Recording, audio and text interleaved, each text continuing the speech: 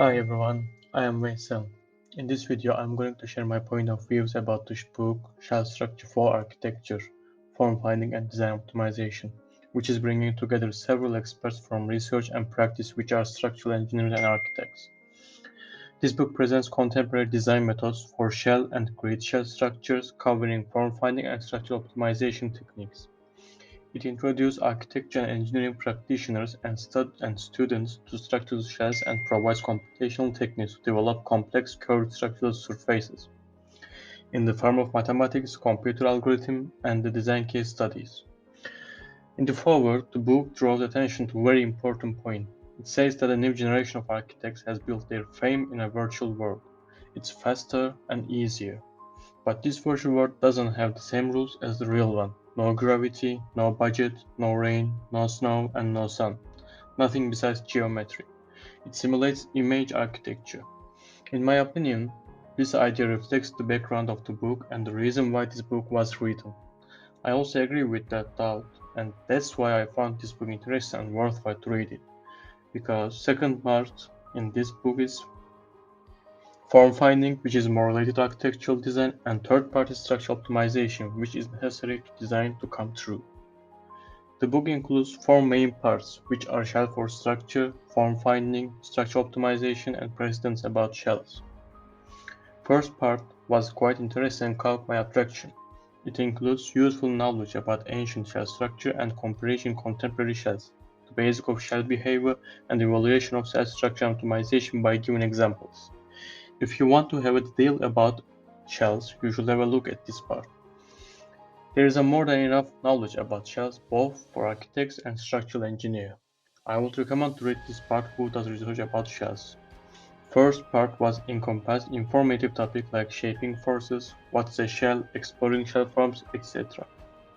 If I should elaborate more what I learned about the part 1, there are three types of geometry for shell structure.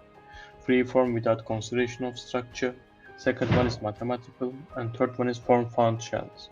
The parameters that can be imposed on form finding process are: first, boundary conditions, support and external loads; the second one, topology of model; third one is internal forces. The parameters for optimization that can be imposed: minimization of material and weight; second, minimization of deflection; and third one, minimization of structural components. In the real world, we cannot construct exactly the ideal equilibrium shape. Due to the elasticity of material imperfections, on-site construction tolerances, and so forth, the built form will always slightly deviate from the perfect one. The shell should be able to manage this inherent difference as well as unpredicted load variations.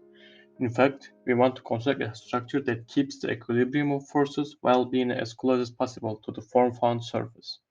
If we achieve this objective, structural material is minimized and the resulting design is efficient, light, and economic. For calculating and designing shell in practice, one has three possible approaches.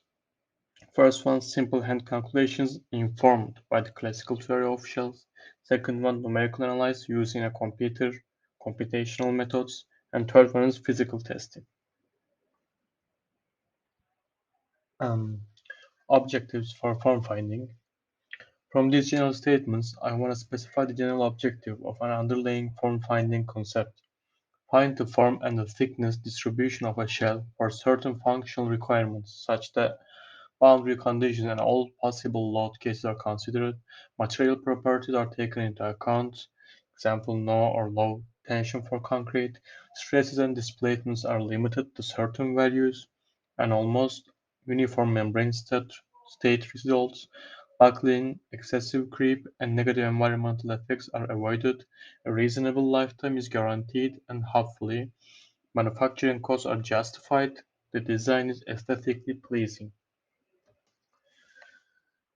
After part 1, when I started to read part 2, which is about form finding, to be honest, I felt a bit disappointed after part 1. In this part, different form findings methods are explained very detailed in mathematical and logical background.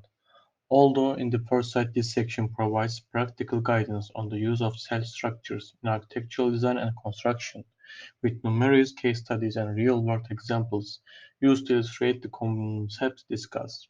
They divide so deeply the mathematical background of form finding that I couldn't catch what's going on exactly. Explaining mathematical background from form finding is beneficial, okay, but if you elaborate this with sophisticated and fantastic equations, you should also show how do you use this knowledge based on computer phase or in software, because no one calculates these numerical equations by hand anymore. Also, in the introduce and part 1, they claimed, the authors, that this book published for architects to provide them knowledge about structural phase when they are designing shells, so that they can design more realistic or down-to-earth forms. However, to understand what's going on in part 2, you need also background about structural design and calculating. For instance, when they give case study about one method as an example, after explaining mathematical background, they could show how they applied this method to case study step by step. I felt like the name of the book should be Cell Structure for Civil Engineers rather than for architects in part 2. But on the other hand, of course there are lots of beneficial, informative, essential knowledge and topics, but you need to separate a proper time as an architect for understand and also apply what they are doing in example case. At least it was like for me. Four different form finding methods are clarified in part 2. So when you decide which one you are going to use, you can dive more to this methods chapter. So instead of reading whole part of form finding, after doing some research about form finding methods, you can choose related chapter about the method that you intend to use. Also, I would recommend to have a look at every part a little bit to get at least initial ideas about each method. What the part two about that is part two familiarizes the reader with form-finding techniques to explore expressive structural geometries, covering the force density method, truss network analysis, dynamic relaxation, and particle spring systems.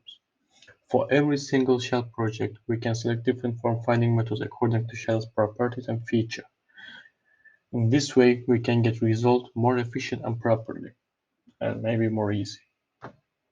For instance, in force density method, the advantage of using force density method is that they don't require any information about material for the later realization of the design. As we are dealing with non-materialized equilibrium shapes, no limitations with respect to material law exist. The materialization follows the next step. So if I need to give another example about form finding methods, design example in the book shows that with truss network analysis, which is the another form finding methods, an expressive funicular shell can be designed. This is achieved thanks to a controlled exploration of the degrees of freedom of the highly indeterminate three-dimensional funicular structure. The control parameters were the form diagram defining the discretization and the choice of the flow of forces, the reciprocal force diagram allowing the distribution of the horizontal forces, the scale of the force diagram controlling the overall depth of the equilibrium solution, the height of the boundary supports, the edge condition that is closed, which means fully or partially supported, versus open, which results in a three-dimensional edge arc. So, as I said, there are several form finding methods, which are in some points similar but also different. So, after have a look a little bit for each of them, we can make our mind about which one we're gonna use for our project in form finding phase. After part 2, part 3, which its title is Structural Optimization, focuses on shell shape and topology optimization, and provides a deeper understanding of gradient-based methods and meta-heuristic techniques. This part was even more confusing than previous part for me, because there are lots of mathematical equations, even more than part 2. I had a look at objectives and conclusions for each chapter. After form-finding progress, with structural optimization, we can come our design to true. By using structural optimization methods, we can arrange static equilibrium, forces, and fabrication phase. This part is more mathematical according to other parts, so instead of understanding every single method, I recommend that we can again decide the methods according to our project after doing some research about structure optimization methods. because each of structural optimization methods have a different properties and different features. To summarize, this book introduces shells, form-finding methods for shell structure, and structure optimization. It's overall quite beneficial and informative about shells, domes, grid shells, and some type of curved architectural forms.